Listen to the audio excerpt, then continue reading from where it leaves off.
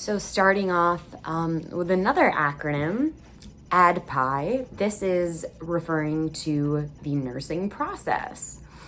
So this is another topic that will come up, I wouldn't say over and over, but you definitely need to understand the concepts for fundamentals. So the A actually stands, well, the A and the D, they both have two meanings. So A is assessment, but it's also analysis. And D is data collection and, well, actually more data collection. So I guess just the A, sorry. So assessment. We collect information about a client's present health status to identify needs and to identify additional data to collect based on our findings. So these are all based on critical thinking skills that you will develop as a nurse, and you have to have critical thinking skills in the hospital and for how you take your tests. So you need to observe, you need to use the correct techniques for collecting data, differentiate between relevant and irrelevant data, and between important and unimportant data. So to go off of that too, you also need to understand, just the difference between objective versus subjective data. And that's pretty simple in terms of, objective is what can you see? What can you verify? Is the patient grimacing? That's objective. You're seeing it, when they say that they're in pain. Subjective, think of it kind of like a secondary source, their cousin is at the hospital with them and they tell you that they frequently complain of being in pain. That might be helpful information, but you want to be able to assess that on your own and verify that with the client. So analysis, identify clusters and cues. Going back to what I just said, like the grimacing, that's frequently meaning someone's in pain. Detect inferences, recognize an actual problem or potential problem or risk, and avoid making judgments. That's very, very important, especially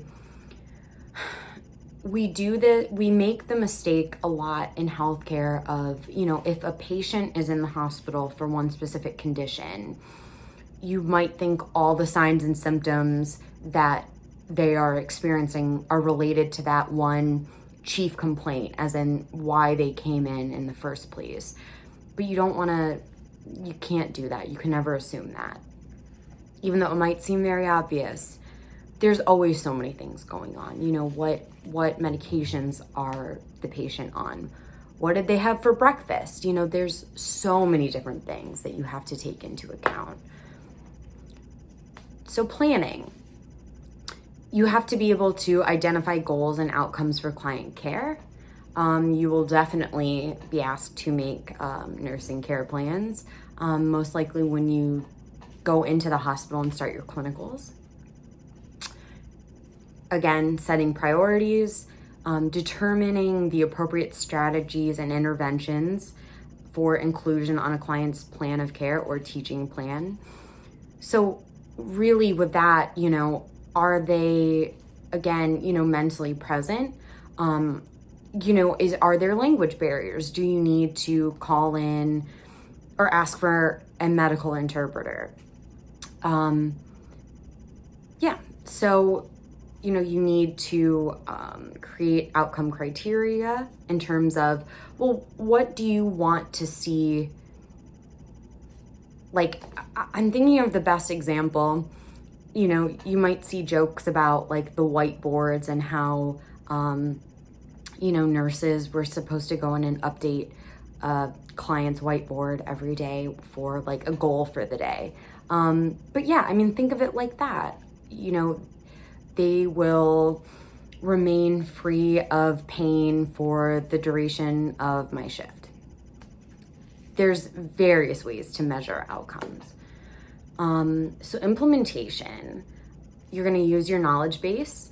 You're going to use appropriate skills and teaching strategies.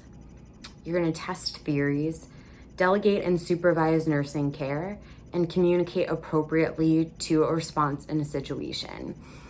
And on that note, with patient education, one of the most effective ways is to do the teach back method. So that means you don't just rattle off a bunch of information and ask them, do they understand? Because that's a very closed-ended yes or no. But that doesn't show you that they actually understand. You want them to be able to explain in their own words what they heard you say. And then evaluation, determine the accuracy of theories, evaluate outcomes based on specific criteria, and determine understanding of the teaching. So again, you really want to go back to the teach back method.